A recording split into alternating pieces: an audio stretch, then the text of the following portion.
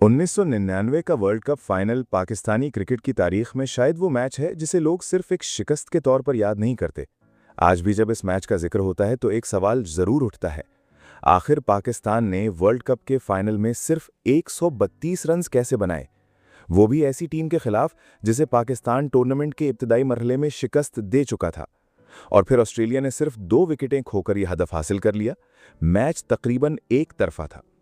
और इसी शिकस्त के बाद कुछ लोगों ने एक इंतहाई संगीन सवाल उठाया, क्या ये सिर्फ एक खराब दिन था या पाकिस्तान ने वाकई फाइनल फिक्स किया था।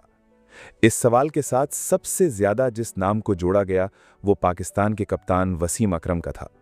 कुछ लोगों के नज़दीक वसीम अकरम ने जानबूझकर गलत फैसले किए, कुछ ने पहले बैटिंग करने के फैसले पर सवाल उठाया, कुछ ने पाकिस्तान की इंतहाई खराब बैटिंग को मशकूक करार दिया और कुछ लोगों ने तो यहां तक दावा किया कि पूरा फाइनल पहले से तयशुदा था।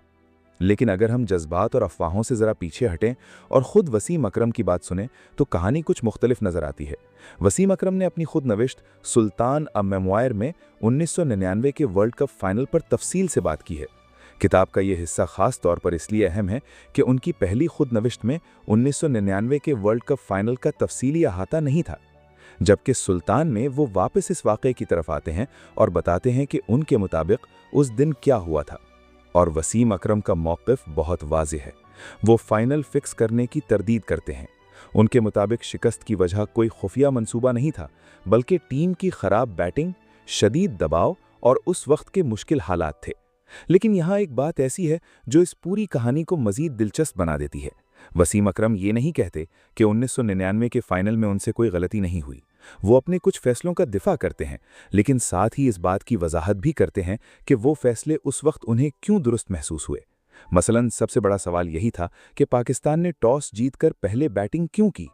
फाइनल में ऑस्ट्रेलिया के खिलाफ पहले बैटिंग करना आज भी बहुत से लोगों को हैरान करता है।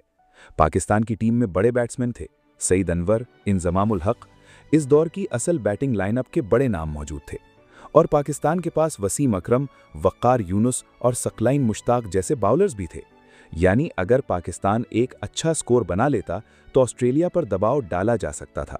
वसीम अकरम के मुताबिक मसला ये था कि टीम फाइनल के दिन वो क्रिकेट खेल ही नहीं सकी जिससे उसे तवक्को की जा रही थी। पाकिस्तान 132 रन्स पर ऑल आउट हो गया और फिर ऑस्ट्रेलिया ने मैच को तकरीबन मामूल की कार्रवाई की तरह ख़त्म कर दिया। लेकिन अब ज़रा इस वक्त के माहौल को देखें। ये वही पाकिस्तानी टीम थी जो पहले ही मैच फिक्सिंग के इल्ज़ामात के एक बड़े बहरान से गुजर रही थी। कप्तान वसीम अकरम का नाम भी तहकीकात में आ चुका था और यहाँ हमें एक बहुत अहम फ़र्क समझना होगा। जस्टिस क़य्यूम रिपोर्ट ने वसीम अकरम के खिलाफ मैच फिक्स करने का इल्ज़ाम साबित नहीं किया था, बल्कि रिपोर्ट में साफ लिखा है कि वसीम अकरम के खिलाफ क्राइस्ट चर्च मैच फिक्स करने का इल्ज़ाम मतलूबा सबूत के मयार तक नहीं पहुंचा। कमीशन ने कहा कि इस इल्ज़ाम का बुनियादी गवाह अताउर रहमान अपने मुख्तलिफ बयानात की वजह से काबिले एतमाद नहीं रहा, इसलिए वसीम अकरम को इस इल्ज़ाम में कसूरवार नहीं कहा जा सकता। लेकिन यहाँ से मामला कैसे पेचीदा हो जाता है, क्योंकि ये कहना भी दुरुस्त नहीं होगा कि जस्टिस क़य्यूम रिपोर्ट ने वसीम अकरम को हर किस्म के शक से मुकम्मल तौर पर पाक करार दे दिया था। रिपोर्ट ने कहा कि उनके किरदार और दयानतदारी के बारे में कुछ शुकूक मौजूद थे। इसी बुनियाद पर कमीशन ने उन्हें कप्तानी से हटाने, सरजनिश करने, निगरानी में रखने और उनके माली मामलात की तहकीकात की सिफारिश की। लेकिन मैच फिक्सिंग के इल्ज़ाम पर मतलूबा सबूत मौजूद नहीं थे। ये फ़र्क बहुत अहम है। मुजरिम साबित नहीं हुए और उनके बारे में कोई सवाल ही नहीं था, ये दोनों एक बात नहीं है। और यही वो मकाम है जहां 1999 के वर्ल्ड कप के बारे में होने वाली बहुत सी बहसें उलझ जाती हैं। लोग जस्टिस क़य्यूम रिपोर्ट का हवाला देते हैं और कहते हैं कि वसीम अकरम फिक्सिंग में पकड़े गए, लेकिन रिपोर्ट को खुद पढ़ें तो सूरत हाल इतनी सादा नहीं। कमीशन ने क्राइस्ट चर्च के इल्ज़ाम में उन्हें बेनिफिट ऑफ डाउट दिया और इसकी बुनियादी वजह यह थी कि अताउर रहमान की गवाही मुतज़ाद हो चुकी थी। अब आते हैं असल फाइनल की तरफ। एक दिलचस्प हकीकत यह है कि जस्टिस क़य्यूम कमीशन ने 1999 के वर्ल्ड कप की तफ्तीश मुकम्मल तौर पर नहीं की थी। रिपोर्ट में खुद लिखा है कि कमीशन को पहले वर्ल्ड कप के मामलात देखने की इजाज़त दी गई, लेकिन फिर 18 अगस्त 1999 के नोटिफिकेशन के जरिए इसे वर्ल्ड कप की तफ्तीश से रोक दिया गया। यानी अगर कोई ये कहे कि जस्टिस क़य्यूम कमीशन ने 1999 के फाइनल की तफ्तीश की और वसीम अकरम को क्लियर किया, तो ये तारीखी तौर पर दुरुस्त नहीं है। फाइनल उसकी मुकम्मल तफ्तीश का हिस्सा नहीं था। यही वजह है कि 1999 के वर्ल्ड कप के बारे में बाद में एक अलग इंक्वायरी भी हुई। इस इंक्वायरी के रिकॉर्ड में मुख्तलिफ गवाहों के मौक़िफ़ सामने आए। कुछ लोगों ने पाकिस्तान के खराब खेल को मशकूक करार दिया, कुछ ने कहा कि खिलाड़ियों ने मैच संजीदगी से नहीं खेला, और खिलाड़ियों का अपना मौक़िफ़ ये था कि इस मैच में पाकिस्तान ने खराब क्रिकेट खेली, जबकि मैच फिक्सिंग का कोई मामला नहीं था। इंक्वायरी के रिकॉर्ड में ये भी दर्ज है कि बाज़ खिलाड़ियों ने शिकायत की कि पाकिस्तान की हर शिकस्त को फ़ौरन फिक्सिंग से जोड़ दिया जाता है, जबकि कामयाबियों को इतनी अहमियत नहीं दी जाती। और यहाँ वसीम अकरम की बात खासी अहम हो जाती है।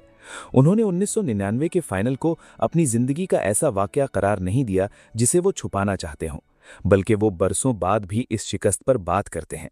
2003 के वर्ल्ड कप से पहले वसीम अकरम ने खुद कहा था कि 1999 के फाइनल की यादें अभी तक ताज़ा हैं और वो इस गोस्ट को दफन करना चाहते हैं। ये एक ऐसे शख्स की बात थी जो फाइनल हारने के 4 साल बाद भी इस शिकस्त का बोझ महसूस कर रहा था। लेकिन अगर फाइनल फिक्स था तो फिर ये सवाल भी पैदा होता है कि वसीम अकरम को इस शिकस्त का इतना बोझ क्यों महसूस होता है। ये सवाल अपनी जगह अहम है। अब जरा उन लोगों की बात करते हैं जो फिक्सिंग का शक करते थे। उनके लिए सबसे बड़ा मसला पाकिस्तान की बैटिंग थी।